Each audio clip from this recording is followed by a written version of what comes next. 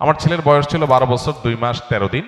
একদিন সকালে তাকে স্কুলে যাওয়া নিয়ে রাগ করলে অভিমান করে ঘরের দরজা আটকে আত্মহত্যা করে। আমার প্রশ্ন হলো, সে নাবালক ছিল কিনা, আর আমাদের বাবা মায়ের পক্ষ থেকে করণীয় কি?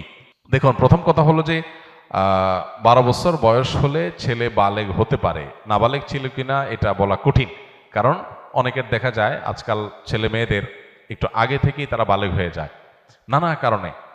তো 11-12 বছর বয়সে যদি কারো স্বপ্নদোষ হয়, শুরু হয়ে যায়, দাড়ি গোপ ইত্যাদি গজায় যায়, তাহলে সে বালেগ প্রাপ্তবয়স্ক হয়ে যায়। অতএব সে এরকম কিছু হয়ে থাকতে পারে, প্রাপ্তবয়স্ক হতে পারে। কিন্তু যেটাই হোক না কেন, অভিভাবক হিসাবে আপনাদের কর্তব্য হলো তার জন্য আল্লাহর কাছ থেকে আল্লাহর কাছে মাফ চাওয়া, মাগফিরাত চাওয়া।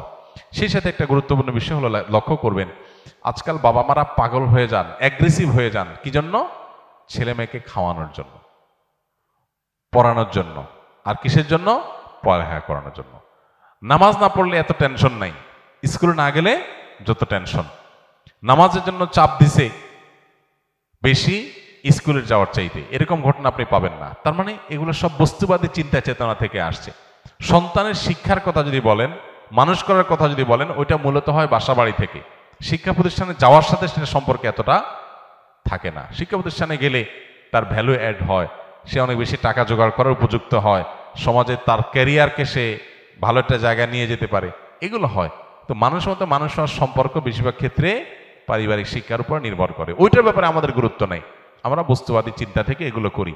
নিজেরা হয়ে গেছে টাকা পয়সা মেশিন, ছেলে মেয়েকেও টাকা পয়সা মেশিন বানাতে চাই। আর টাকা পয়সা মেশিন হলেই মানুষ সুখী হয় না, তার প্রমাণ আপনার নিজের এই ঘটনা এবং এরকম আরো অহরহ ঘটনা। অতএব মানসিকতার পরিবর্তন খুব বেশি জরুরি। বাচ্চাদেরকে পড়াশোনা করার জন্য, স্কুলে, শিক্ষা প্রতিষ্ঠানে, মাদ্রাসায় যাওয়ার জন্য জোর জবরদস্তির একটা লিমিট, এটা যদি ক্রস করে যাই, লিমিট থাকা উচিত, লিমিট যদি ক্রস করে যাই আমরা, তাহলে তার সুফল, তার ক্ষতি, তার কুফল আমরা ব্যবহার করতে থাকবো। অশ্লীলতা ও অন্যায় থেকে নাকি নামাজ মানুষকে বিরত রাখে? তাহলে সমাজে অনেক মানুষকে দেখা যায় যারা নিয়মিত নামাজ ও অন্যায় একই সাথে করছে, তারা বিরত থাকছে না কেন? দুইটা বিষয় এখানে। প্রথম কথা হলো, যে লোকটা নামাজও পড়ে আবার খারাপ কাজও করে, এই লোকটা নামাজ না পড়লে এখন যা খারাপ কাজ করছে সে বহুগুণ বেশি করত।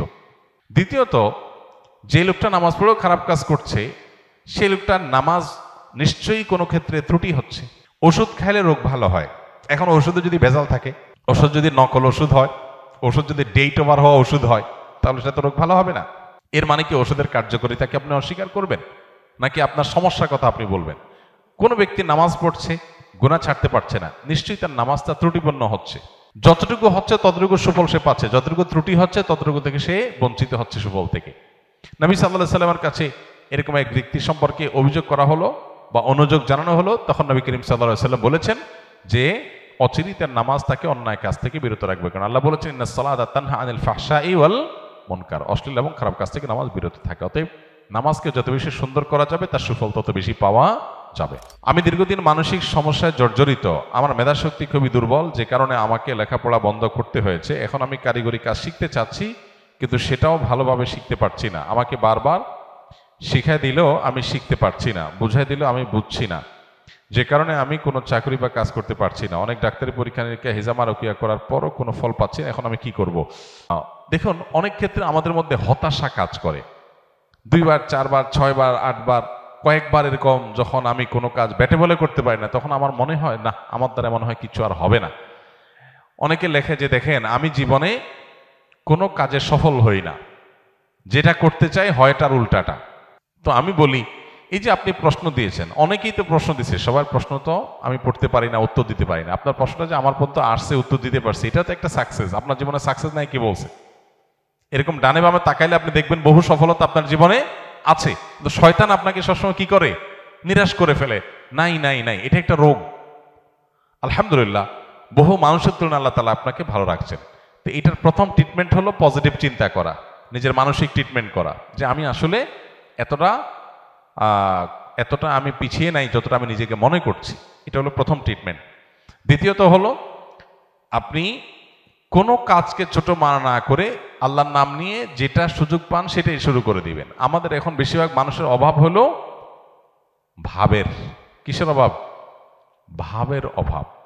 একজন মানুষ, আমি চাকরি পাচ্ছি না, তো আপনি একটা দোকানে হয়তো কর্মচারী হিসাবে পাবেন, সেটা কাজ না, কিন্তু আপনি সেটা করবেন না, কারণ আপনি চাচ্ছেন আপনার ক্লাস অনুযায়ী আপনার একটা বিশেষ ডিমান্ড আছে, সেটা না হওয়ার কারণে আপনি হতাশ হয়ে যাচ্ছেন।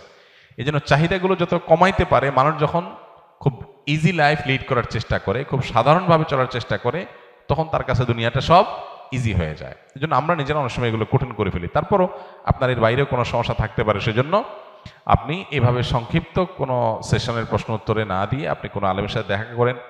আমাদের ফাউন্ডেশনে অফিস টাইমে কাউন্সেলিংয়ের ব্যবস্থা থাকে, ওলামা ইকরাম থাকেন, সেখানে আপনি সময় নিয়ে যেতে পারেন, ইনশাআল্লাহ হয়তো আপনার কোনো কাজে আসবে। আমি অনেকদিন থেকে দেখতেছি যে আমার স্বপ্নদোষ হয় না, কিন্তু আমার পেশাবের সময় বীর্য বের হয়, এক্ষেত্রে আমার করণীয় কি এবং আমার কি ফরজ গোসল করতে হবে কিনা?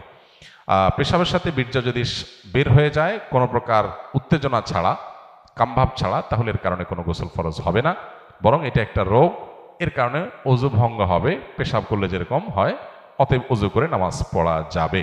স্বপ্নের কথা মানুষকে বললে কি হয়? স্বপ্নের কথা মানুষকে বললে কি হয়? স্বপ্ন যদি ভালো হয়, যে স্বপ্ন দেখার পর আপনার খুশি লাগতেছে, মনে হচ্ছে ভালো ইন্ডিকেট করছে, ওইটা আপনি আপনার কাছের লোকজনকে বলতে পারেন, অন্যদেরকে বলতে পারেন। যদি যে কোনো স্বপ্ন দেখার পর আপনার কাছে অস্থিরতা লাগে, মনে হয় যে কোনো খারাপ ইন্ডিকেশন আছে, কোনো খারাপ কিছু ইঙ্গিত করছে, তাহলে ওইটা আপনি মানুষকে বলে বেড়ানো উচিত না। এটা হাদিসে নিষেধ আছে, এটা একটা মূলনীতি, এটা মাথায় রেখে আমরা ইনশাআল্লাহ চলবো। আস-সুন্নাহ ফাউন্ডেশন, উম্মার স্বার্থে সুন্নাহর সাথে।